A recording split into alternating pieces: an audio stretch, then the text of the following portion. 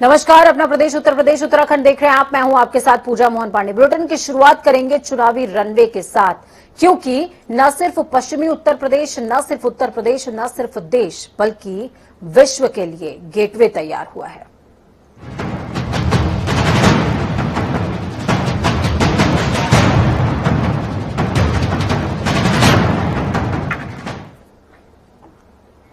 प्रधानमंत्री नरेंद्र मोदी आज गौतम बुद्ध नगर जिले में नोएडा इंटरनेशनल एयरपोर्ट की आधारशिला रखते नजर आए। ग्रेटर नोएडा के जेवर में 29,650 करोड़ रुपए की लागत से 5,845 हेक्टेयर जमीन पर बनने जा रहा है ये एयरपोर्ट। एशिया का सबसे बड़ा एयरपोर्ट होगा। इसके साथ ही प्रदेश अगले 3 सालों के अंदर देश के सबसे प्रमुख विमानन केंद्र के तौर पर स्थापित हो जाएगा। उस समय तक जेवर इंटरनेशनल एयरपोर्ट इंडिया का सबसे ज्यादा मॉडर्न ग्रीनफील्ड एयरपोर्ट होगा। इसके अलावा उत्तर प्रदेश में उस समय तक 16 अन्य एयरपोर्ट परिचालन में शामिल हो जाएंगे। एक तरफ ये देश में हवाई मार्गों से सबसे ज्यादा कनेक्टेड रहने वाला राज्य बन जाएगा, तो वहीं पीएम मोदी ने आज इस एयरपोर्ट की आधारशिला रखी है। इस दौरान पीएम के साथ मंच पर CM Yogi Adityanath, deputy CM Keshav Prasad Maurya और कई यूपी सरकार के कैबिनेट मंत्री मौजूद रहे।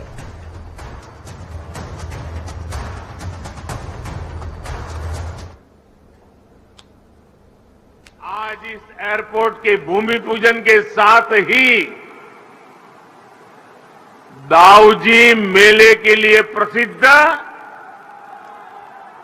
जेवर भी अंतर्राष्ट्रीय मानचित्र पर अंकित हो गया है। इसका बहुत बड़ा लाभ दिल्ली एनसीआर और पश्चिमी यूपी के करोड़ों करोड़ों लोगों को होगा।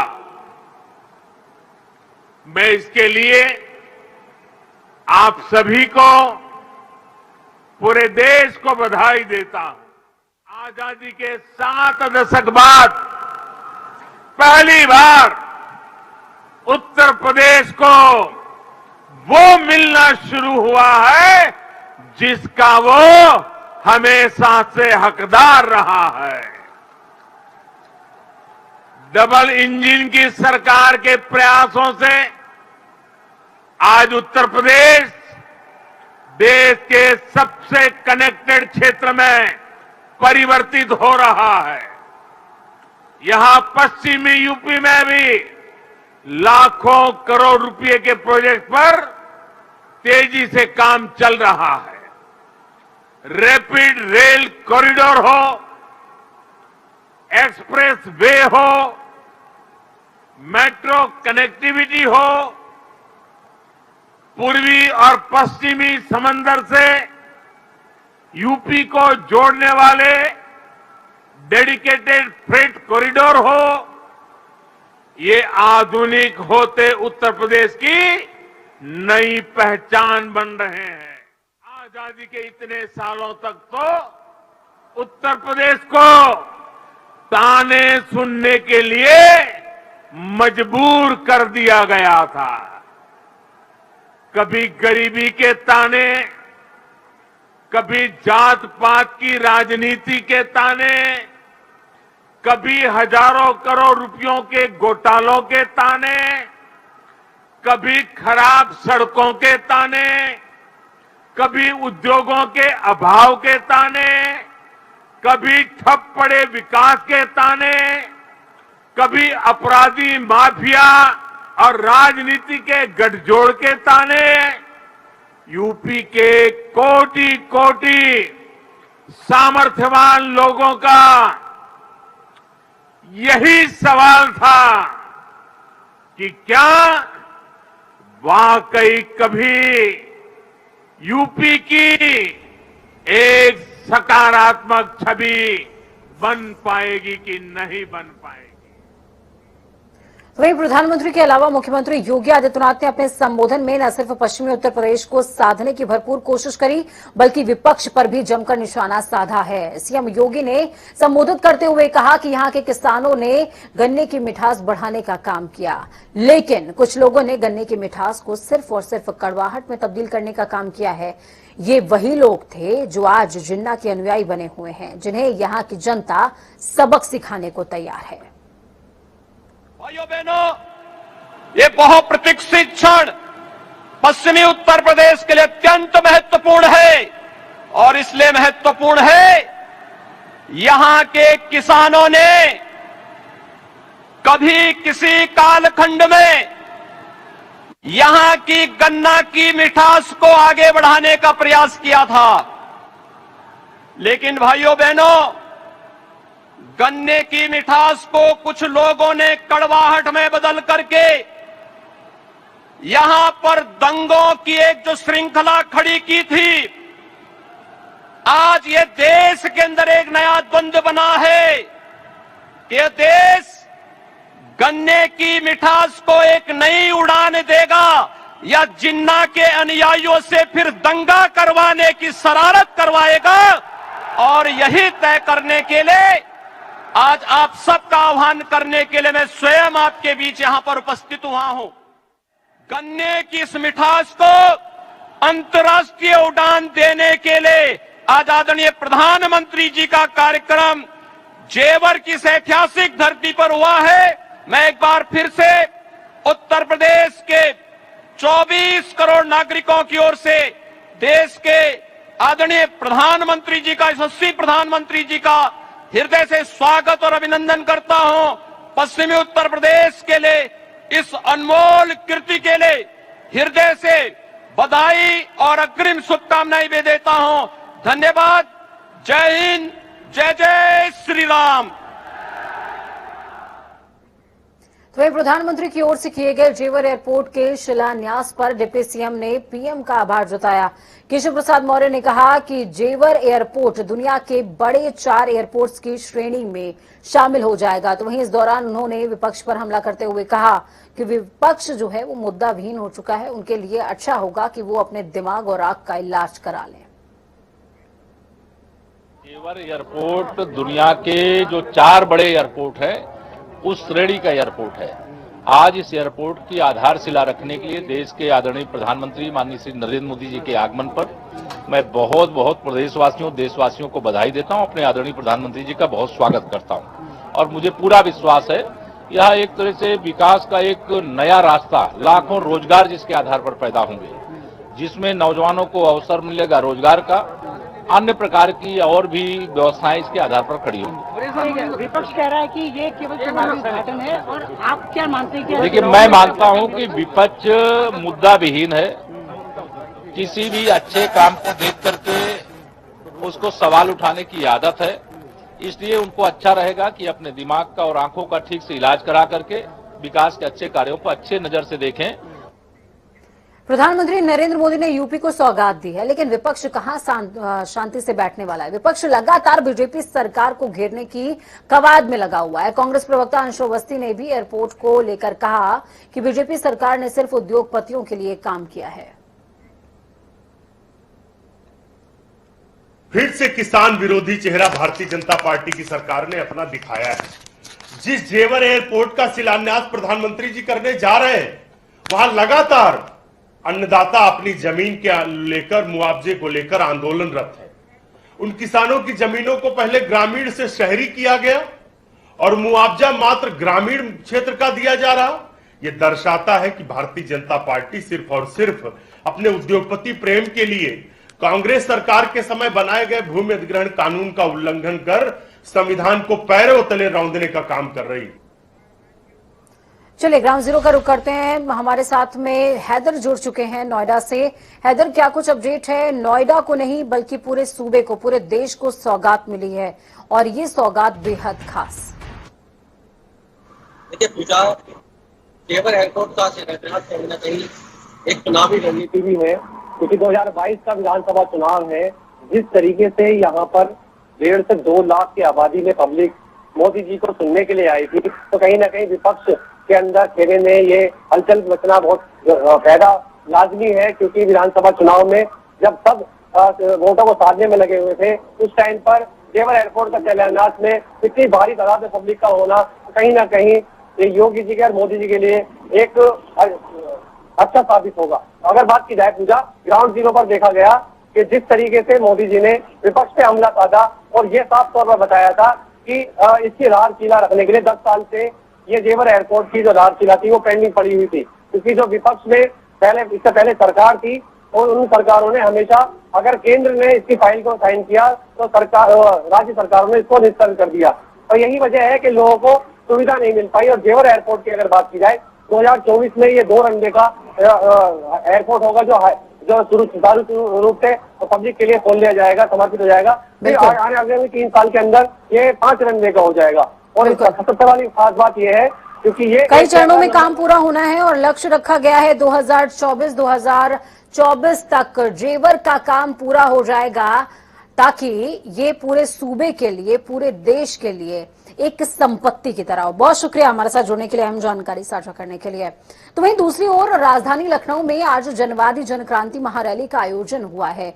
जनवादी पार्टी के अध्यक्ष डॉक्टर संजय सिंह चौहान की अध्यक्षता में इस महारैली के समारोह में समाजवादी पार्टी के अध्यक्ष अखिलेश यादव शामिल हुए। इस दौरान अखिलेश यादव ने अपने संबोधन में बीजेपी पर जमकर निशाना साधा। अखिलेश यादव ने आज जेवर में एयरपोर्ट के शिलान्यास पर वार किया। उन्होंने कहा कि ये बीजेपी सरकार एयरपोर्ट को बेच रही है, दूसरी तरफ बना रही है, इन पर भरोसा नहीं किया जा सकता। और क्या कुछ कहा है अखिलेश यादव ने, सुनिए। मैं लहराता हुआ झंडा देख करके कह सकता हूं, यही नारा आज का है कि नहीं चाहिए भाजपा। आज कोई वर्ग हो, आज हर वर्ग के लोग दुखी हैं। इतना अन्याय, इतने दुख तकलीफ किसी सरकार ने नहीं दी होगी, इतनी परेशानी किसी सरकार ने नहीं दी होगी जितना भारतीय जनता पार्टी की सरकार ने आम जनता को परेशानी और तकलीफ देने का काम किया है। मैं ये कह सकता हूं कि आने वाले समय में जो धोखा दिया भारतीय जनता पार्टी ने, आपके समाज को जो धोखा देने का काम किया है, आपके समाज का जो हक छीनने का काम किया है, यही समाज के लोग मिलकर के डॉक्टर संजय सिंह चौहान के अपील पर भारतीय जनता पार्टी को उत्तर प्रदेश से हटाने का काम करेंगे। ये कैसे भारतीय जनता पार्टी के लोग हैं? एक तरफ तो हवाई अड्डा बेच रहे हैं, दूसरी तरफ हवाई अड्डा बना रहे हैं। बताओ आप इनकी बातों पे भरोसा करोगे कि नहीं करोगे? कौन भरोसा करेगा इन पर? ये सरकार का हवाई अड्डा बिक गया, सरकार एक हवाई अड्डा बना रही है, और ये हवाई अड्डा किस लिए बन रहा है उसका गणित मुझे समझ में नहीं आता। आप अगर भागीदारी देने की बात होगी तो समाजवादी लोग आपके साथ खड़े दिखाई देंगे। यही लड़ाई तो हम लड़ना चाहते हैं, इसीलिए जोड़ रहे हैं, लगातार जोड़ रहे हैं, सबको जोड़ा है। ओम प्रकाश राजभर जी को भी साथ ले आए, महान दल को भी साथ ले आए, कृष्णा पटेल जी का भी दल साथ ले आए, और आप लोग भी साथ हैं। जब इतने लोग साथ हैं और सब दल के झंडे हमारे साथ हैं, तो इतनी रंग बिरंगी पार्टी किसी के पास नहीं होगी। इतने रंगों को जोड़ करके आगे चलने का काम किसी ने नहीं किया होगा। समाजवादी लोग सब रंगों को जोड़ करके एक शानदार और खूबसूरत गुलदस्ता बनाना चाहते हैं। एचबीटीयू यूनिवर्सिटी 100 सालों के उत्सव का शुभारंभ करती नजर आई। मुख्य अतिथि राष्ट्रपति रामनाथ कोविंद संस्थान पहुंचे। संस्थान पहुंचते ही पूर्व छात्रों, शिक्षकों और अधिकारियों के साथ ग्रुप फोटो भी खिंचवाई। एचबीटीयू के 100 साल पूरे होने पर राष्ट्रपति ने 100 रुपए का स्मारक सिक्का जारी किया है। साथ ही विश्वविद्यालय के नाम पर एक डाक टिकट जारी हुआ। मंच पर राष्ट्रपति रामनाथ कोविंद, राज्यपाल आनंदीबेन पटेल, कुलपति प्रोफेसर शमशेर, प्राविधिक शिक्षा मंत्री जितेंद्र प्रसाद और कैबिनेट मंत्री सतीश महाना मौजूद रहे। कंट्रीब्यूशन इस यूनिवर्सिटी के लिए बहुत मायने रखता है, और चांसलर महोदया ने जो एक बात उन्होंने अपने उद्बोधन में कही, मुझे लगता है उसको हमें अमल में लाना है तो कुछ ना कुछ उसमें आगे बढ़ना होगा। और उन्होंने ये कहा कि स्वेच्छा से आप आगे आइए, और जो समाज का एक ऐसा वर्ग है, एक शोषित वर्ग है, पिछड़ा वर्ग है, दलित वर्ग है, वंचित वर्ग है, जिनके लिए वो स्कूल की फीस भरना नामुमकिन हो जाती है, उनको दूसरों का ट्यूशन और दूसरे क्लासेस, अभी वाईजू क्लासेस चल रहे हैं, उनकी भी फीस भरना मुश्किल हो जाती है। ये ऐसे बच्चों को क्या हम कुछ इस प्रकार की स्कॉलरशिप या किसी, मैं एलुमनाइयों से अनुरोध कर रहा हूं कि आप लोग इस पर सोचिएगा, क्योंकि अभी 2 दिन आपका और चलने वाला है, इस पर आप करिए। ये विद्यालय, ये विश्वविद्यालय आपका है और आपका ही रहेगा। देहरादून में उत्तराखंड सरकार के पैसों पर डॉक्टर बने 150 से ज्यादा डॉक्टरों को स्वास्थ्य मंत्री के आदेशों के बाद कुर्की का नोटिस जारी हो गया। क्यों हुआ? क्योंकि दरअसल उत्तराखंड सरकार के पैसों से बने डॉक्टरों से सरकार ने बाउंड भरवाया था कि उन्हें 5 साल पहाड़ी जनपदों में अपनी सेवाएं जरूर देनी होगी, लेकिन 150 से ज्यादा डॉक्टरों ने जब पहाड़ों में अपनी सेवाएं नहीं दी, जिसके बाद स्वास्थ्य मंत्री ने सीएमओ से अस्पतालों से गायब बाउंडेड डॉक्टर्स की सूची मांगी है। धन सिंह रावत ने कहा कि जिन डॉक्टरों ने आज तक बाउंड के बाद ज्वाइन नहीं किया, विभाग उन पर कड़ी कार्रवाई कर रहा है। साथ ही उन्होंने कहा कि सरकार का प्रयास रहा कि किसी तरीके से पहाड़ी जनपदों में डॉक्टरों को भेजा जाए। हालांकि धन सिंह रावत ने यह भी कहा कि सरकार पिछले 5 सालों में पहाड़ों में डॉक्टर भेजने में कामयाब साबित रही है।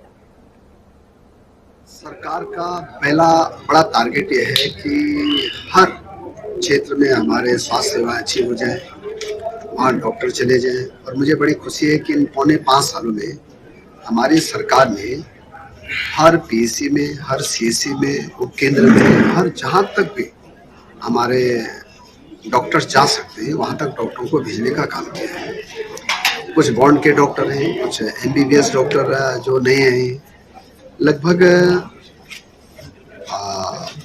3 दर्जन ऐसे डॉक्टर हैं जिन्होंने कि सरकार के ज्वाइनिंग के बाद भी अभी तक ज्वाइनिंग नहीं की है। तो उनके डाटा हमने मांगे हैं और उनके खिलाफ सख्त कार्रवाई की जाएगी। चलिए ग्राउंड जीरो का रुख करते हैं। देहरादून से हमारे संवाददाता धनंजय ढोंडियाल जुड़ चुके हैं। धनंजय, लगातार सरकार ने कोशिशें करी, अभी हम पिछले 1 हफ्ते की अगर एक्टिविटीज पर नजर डालें तो कोशिशें हुई कि और भी डॉक्टर्स की सौगात सूबे को मिल जाए, जो पुराने डॉक्टर्स हैं उनको किसी तरीके से पहाड़ी क्षेत्रों में भेजा जाए, लेकिन तमाम कोशिशें नाकाफी साबित हुई हैं और अब आखिरी एक प्रयोग है कि कुर्की की जाएगी।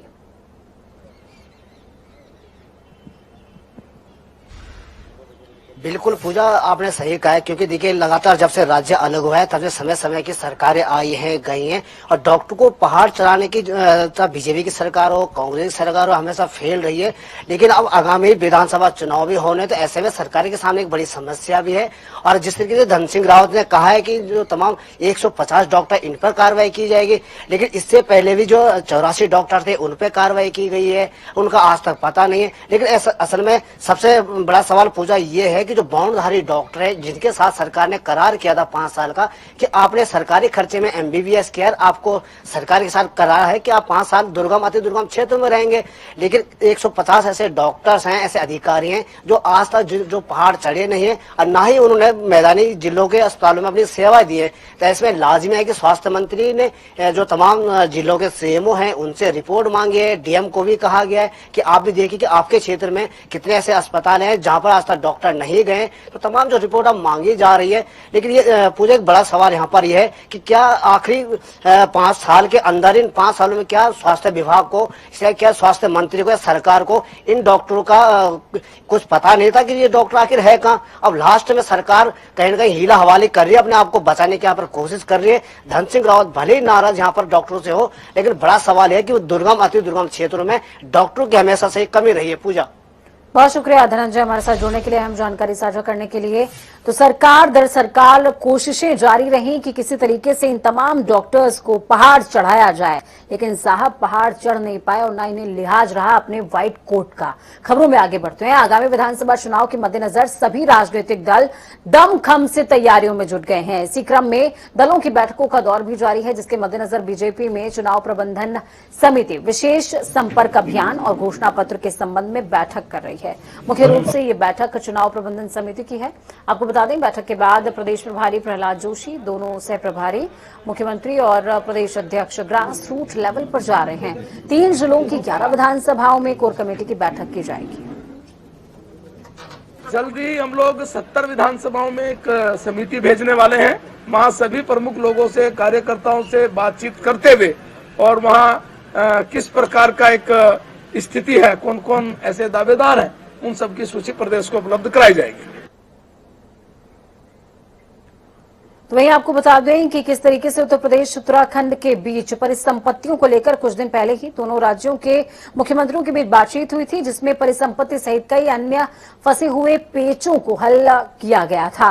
तो वहीं अब इस मुद्दे को लेकर सिंचाई मंत्री सतपाल महाराज ने बयान दिया। उनका कहना है कि कई सालों से लंबित परिसंपत्तियों के मामले में दोनों राज्यों के बीच लगभग सभी मुद्दों पर सहमति बन चुकी है, जो उत्तराखंड के लिए एक बड़ी सफलता है। साथ ही उन्होंने बताया कि उत्तर प्रदेश के सिंचाई विभाग की तरफ से विद्युत बिलों के एरियर लगभग 50 करोड़ के तत्काल भुगतान और भविष्य के बिलों का नियमित भुगतान पर भी सहमति बन गई है। उत्तराखंड के यशस्वी मुख्यमंत्री श्री पुष्कर सिंह धामी जी एवं उत्तर प्रदेश के मुख्यमंत्री श्री योगी आदित्यनाथ जी के मध्य उत्तराखंड एवं उत्तर प्रदेश की परिसंपत्तियों के बंटवारे को लेकर जो बैठक हुई है, बड़ी सकारात्मक रही है। और इसके दौरान जिन बिंदुओं पर सारा निर्णय हो गया है, लगभग सभी बिंदुओं पर निर्णय हो गया है। प्रदेश की कुल 24 नहरें, उधमसिंह नगर की 20 तथा हरिद्वार की 4 नहरें उत्तराखंड को हस्तांतरित किए जाने के आदेश कर दिए गए हैं। बौरा, बैगुल एवं नानक सागर जलाशय पर पुरानी ऊपरी गंग नहर में जल क्रीड़ा एवं पर्यटन की अनुमति प्रदान कर दी गई है।